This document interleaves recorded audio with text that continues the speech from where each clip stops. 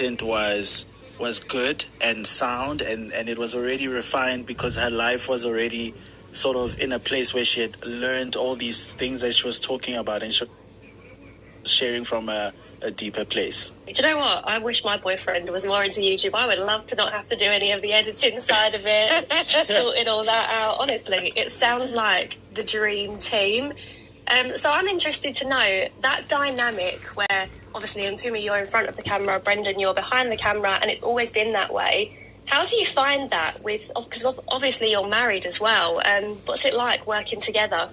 Sure, it is really is hard, but I was talking to a friend yesterday, and he actually gave me the stats that apparently couples who work together stay married longer or stay married. You know, the odds are there's a favor for working together, but during the process it does get really hard for us to separate work and home. In the beginning it was easy because YouTube was a fun thing. It was just another thing that we were doing, so there wasn't a lot of pressure.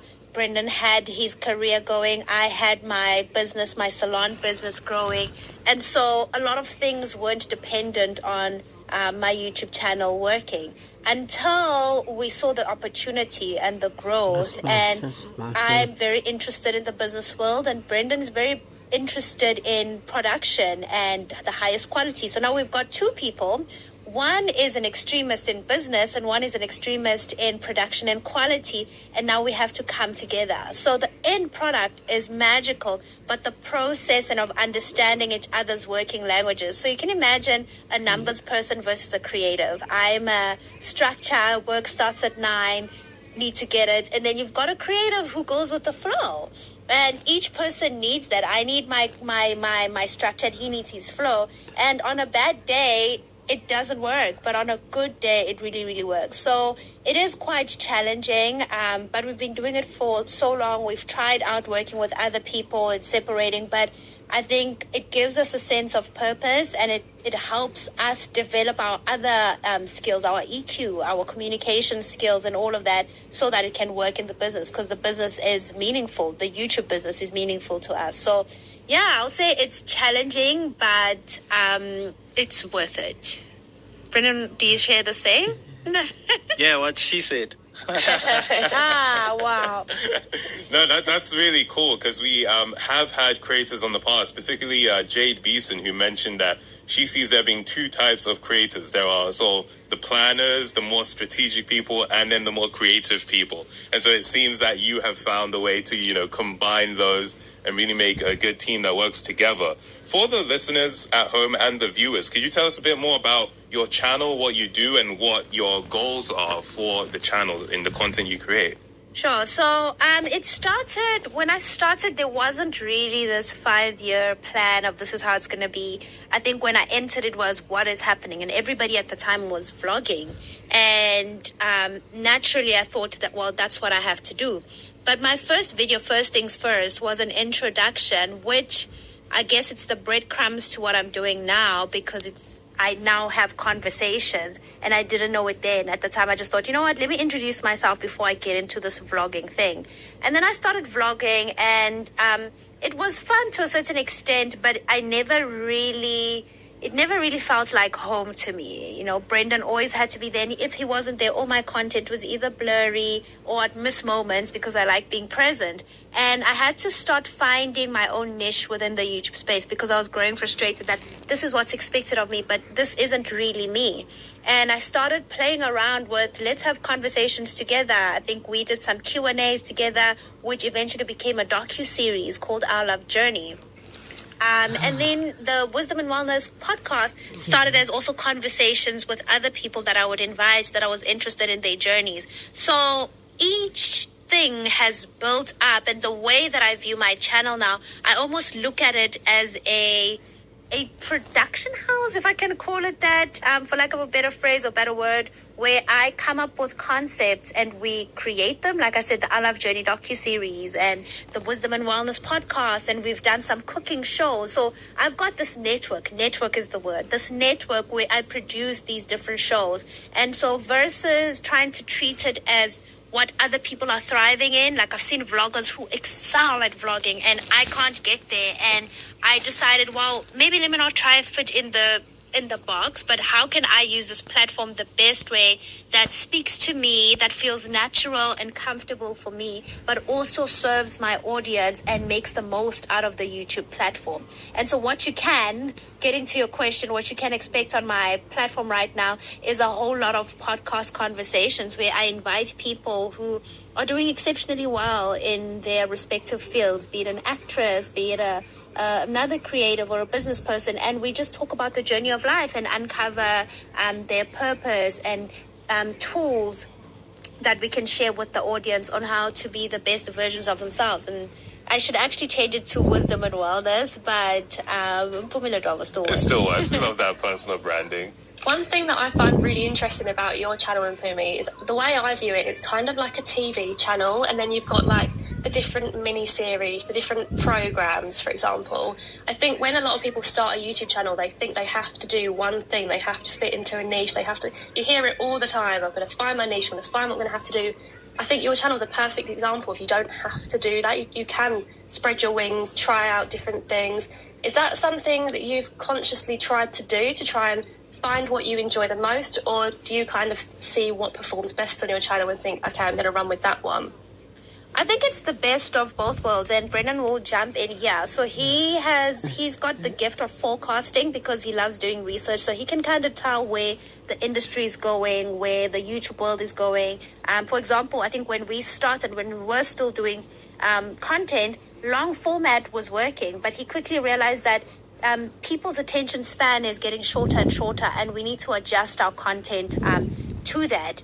You know, so those are some of the things that we implement where we do our research, what's working, what's not working, and then we implement it into our vision. So personally, I'm a risk taker. I like trying new things until I find the thing that works for me. So it is a whole lot of that where I didn't know I have interviewing skills. I didn't know that I can hold a conversation. But through trying it out, I realized, okay, I'm good at this. This is a conversation that sparks me up and, you know, keeps me going. This is more receptive, but I need to add a little bit of this. So it's a combination of trying out, finding what feels home and natural to me, but also listening to the audience. And as much as we don't, what's this producer's name? Rick Rubin. He speaks about the audience comes last. And the whole concept of that is, yes, we must take feedback from the audience, but don't create necessarily for them. It has to feel natural for you first. So it's a combination of that, what feels home and natural and easy and exciting for me,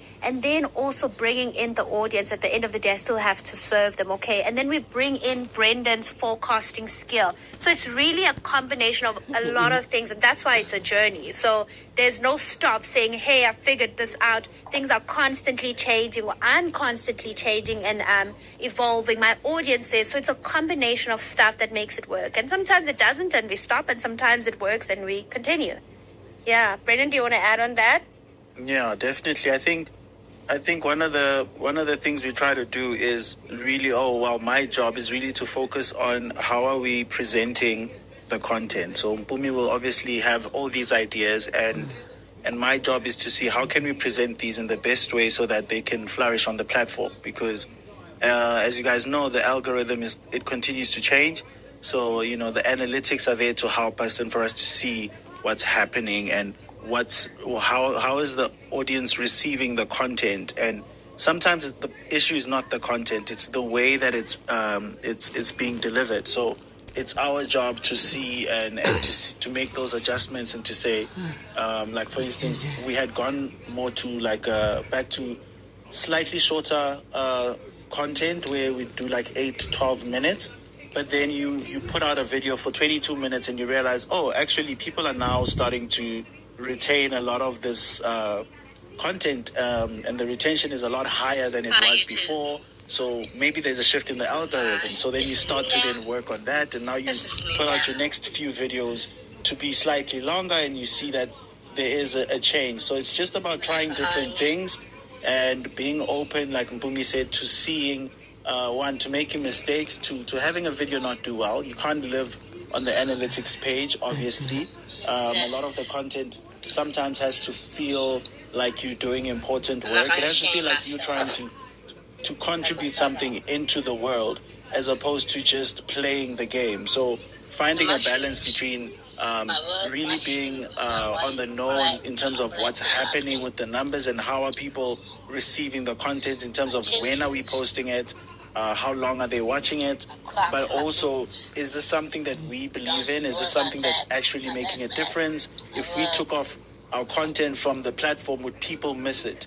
And sort of striking that balance, I think, has been really the key thing for us to do. Right. I think it's super interesting what you just said, actually, about if we removed our content from the platform, would people miss it? That really gets you thinking about the purpose of your content. It's not just uploading for the sake of it, but actually trying to have that impact. And I think that's really cool.